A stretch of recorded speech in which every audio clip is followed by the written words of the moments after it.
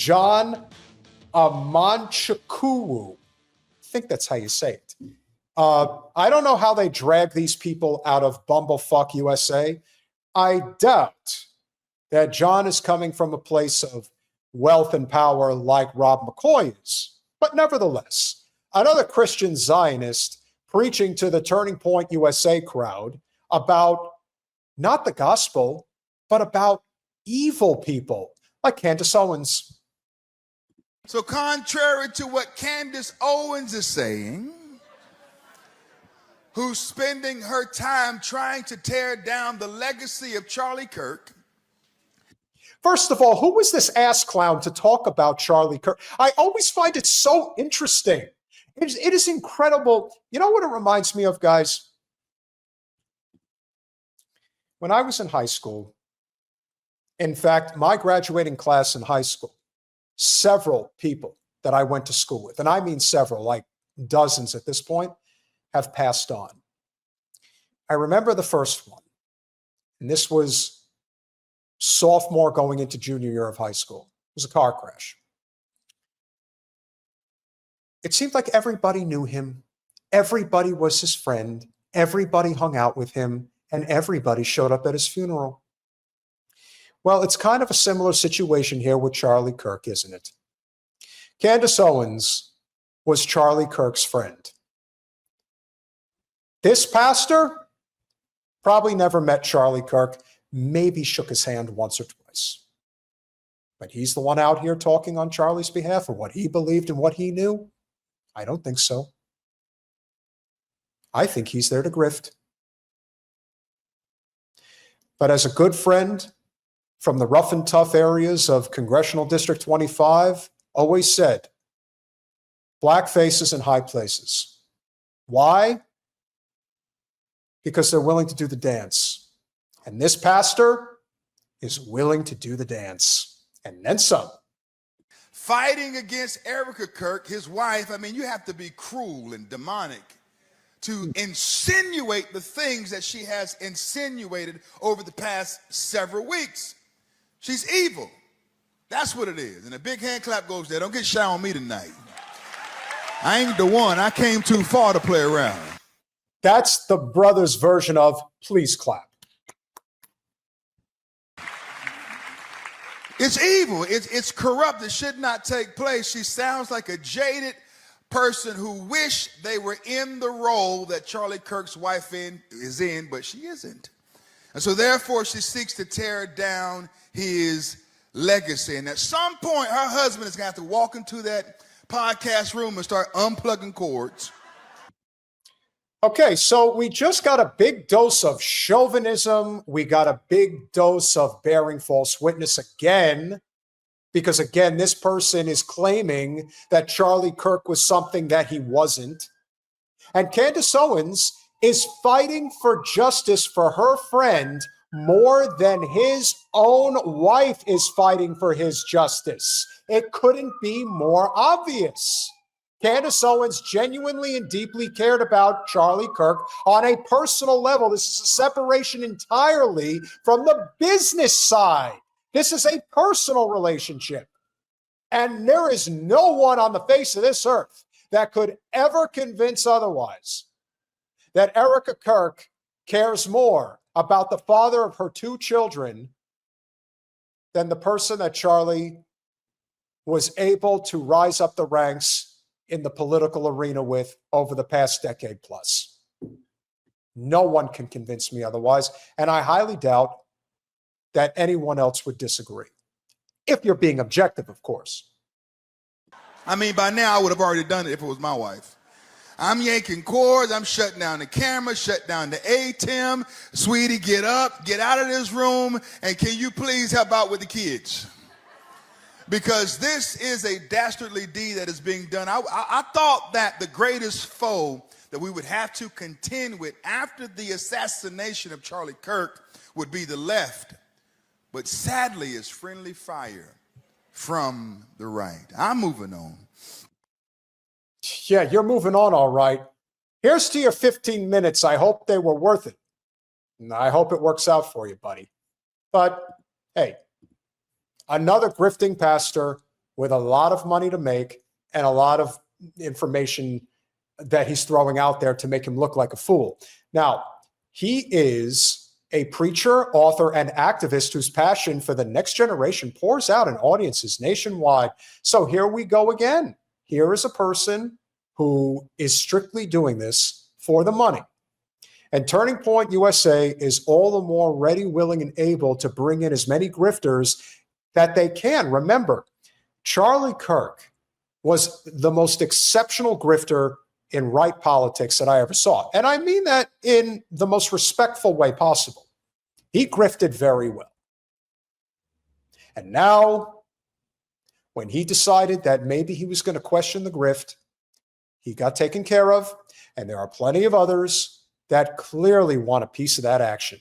When you have a mailing list, a Rolodex, as big as Turning Point USA's, in the millions upon millions, all of these people are going to be popping up left and right.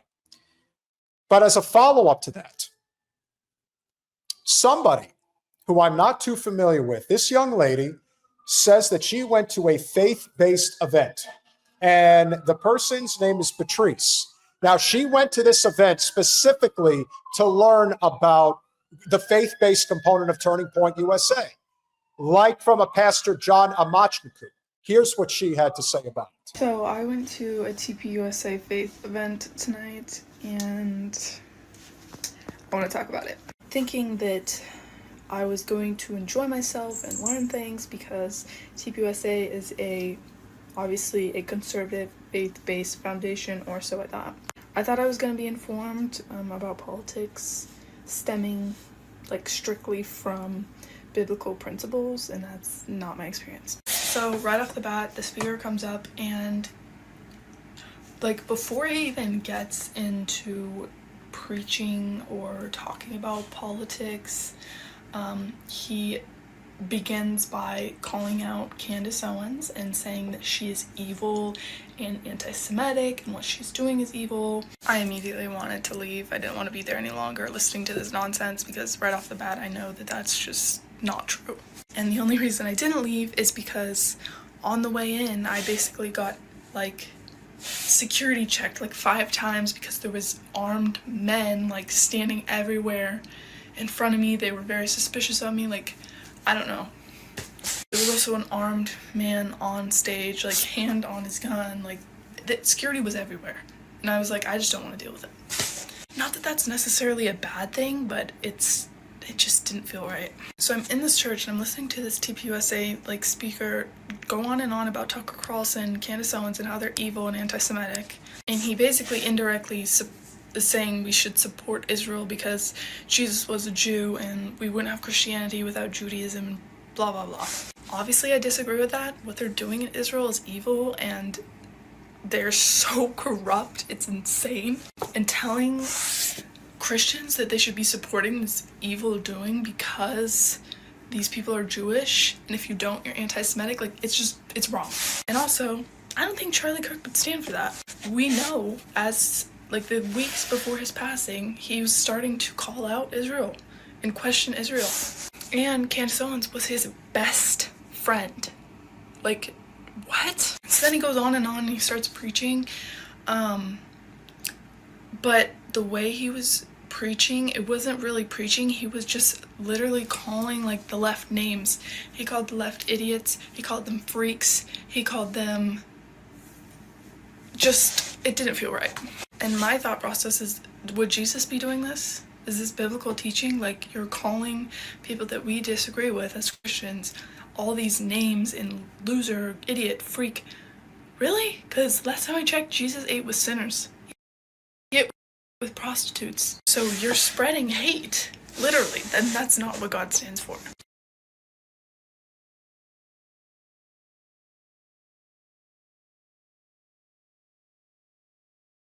And whether you're religious or not, that is not what God stands for, if you believe it. And the idea that you would disparage your brother or your neighbor, I don't know, that pretty much goes against the basic tenements of Christianity. And yet, it has become a full-blown political organization. And they are saying all of this nonstop hatred about others that don't agree with them. Remember, do unto others as you would have done to you.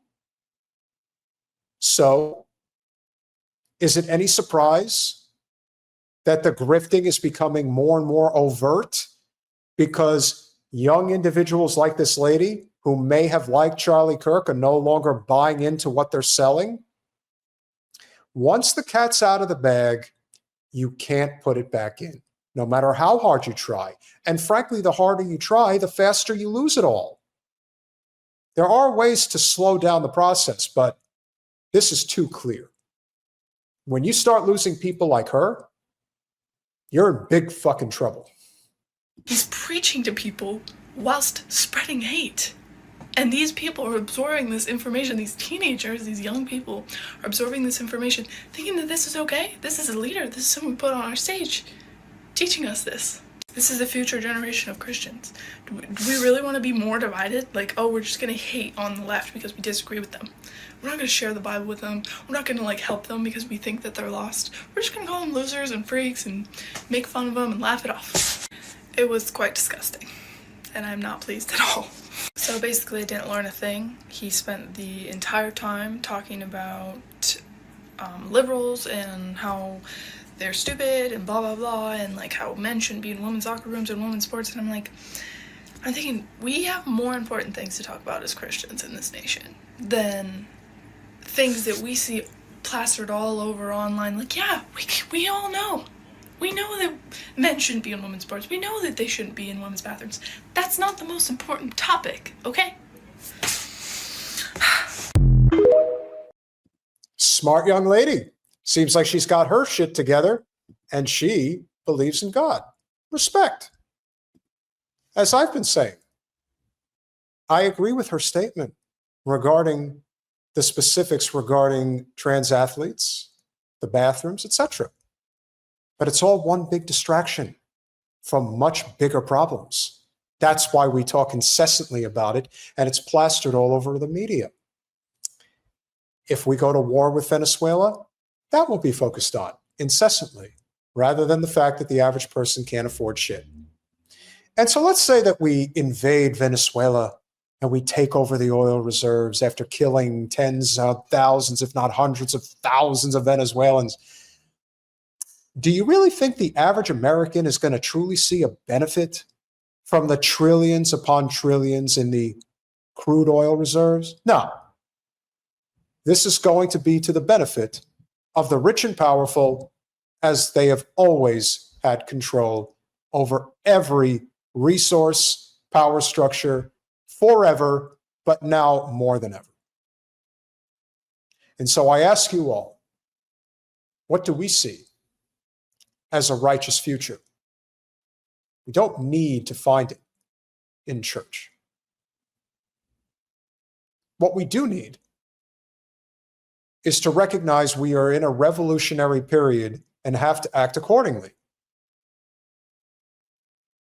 At what point do we band together as a nation and stop beating around the bush about the fact that we are becoming a failed state? If we were doing so well, why would we need to invade Venezuela unprovoked, my God, and go in there and systematically take over their resources that they own? And for what risk? Who believes that this is acceptable discourse? It isn't. That's why I get extremely hyped when I see the grifters grifting off of the desperate and the scared and the lonely, particularly in Christian Zionism. Jewish Zionism is almost exclusively financially based political maneuvering. Christian Zionism does have a deeply religious component as a part of its overall ideology. And they use that to hurt people. Pastors like John Amanchku, pastors like Rob McCoy, they are going to support war in Venezuela. Not that they may necessarily come right out and say that they support it, but they'll justify it. They'll figure out a way to talk positively about it and say that we need this. Venezuela is bringing fentanyl and drugs into the... It's all bullshit, obviously, but it doesn't matter. If you're a Judas, if you're taking the shekels, then you will take them and you will bark like a dog on your hands and knees for a few more if that's what allows you to continue your grift, or dare I say, grow it. There are a lot of bad, evil doers amongst us. And that includes the lack of the separation of church and state. And it upsets me to no end. I hope when Jen and I go live on Monday that we are not in a war with Venezuela. I hope that cooler heads will prevail. But I won't hold my breath.